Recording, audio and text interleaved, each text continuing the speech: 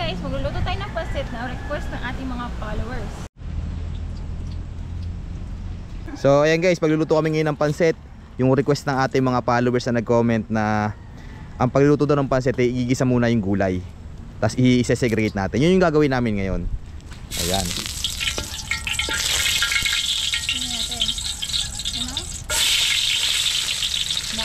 Bawang.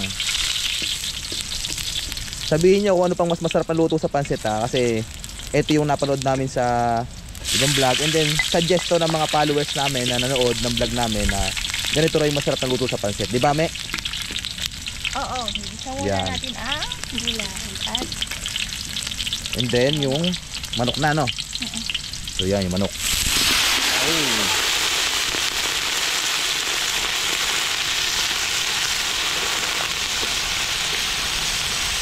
Bukeno, napakaganda ng aming lingas ng apoy ngayon, oh.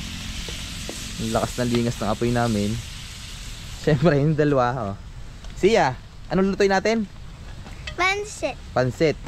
Si Caleb, oh, nakakain na ng chocolate. Talaga naman, ang dumi na ng uso, puro chocolate na. So ito, nagluluto kami ngayon ng pancit, yung request ng ating followers.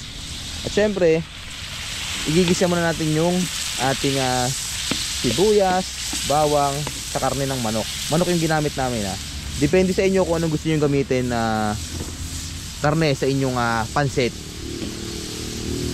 So atin muna siyang ipapa golden brown. Golden brown na. Golden brown na ba, me? oo, lalagyan natin. Yan, golden brown na. So lagyan mo paminta. Ito guys yung inyong request na pancit. Yan. Bango no, nilagyan ng paminta. Ito pa oh, yung aming fishball ba to, tsaka kikiam. Ano to isa? Squid ball. Squid ball. Tsaka kikiam yung aming lalagay. Lagay ko na no. So lagyan na natin. Yun. May natira pa isa yan. So gigisahin muna natin siya hanggang sa maprito rin yung fishball tsaka yung squid ball. Kikiam and squid ball, sorry. And then gulay na nakasunod namin. Oo. Yeah, gulay na yung kasunod niyan. Ito naman yung ating gulay, syempre, pag igigisa na natin. Lagyan natin yung ating gulay. Ang bango. So, gigisahin na natin yung ating gulay hanggang sa maluto. Tapos hahanguin natin yan. Ito, luto na yung ating gulay. Hanguin na natin.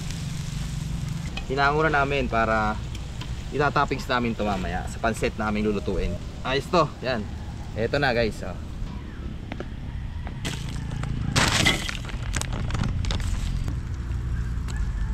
Ito na yung aming pancit bihon. So lagyan naman natin siya ng kanton. Yan. Ito na po yung mga nagre-request dyan na luto namin sa pancit bihon.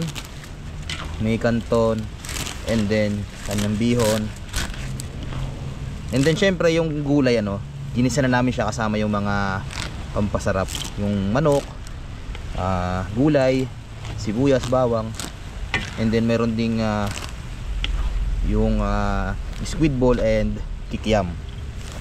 So ayan, mamaya luto na to.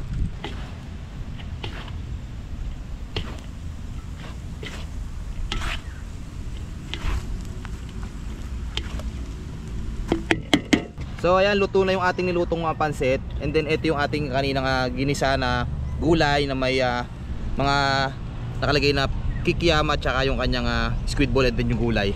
So lagyan natin dito sa ibabaw.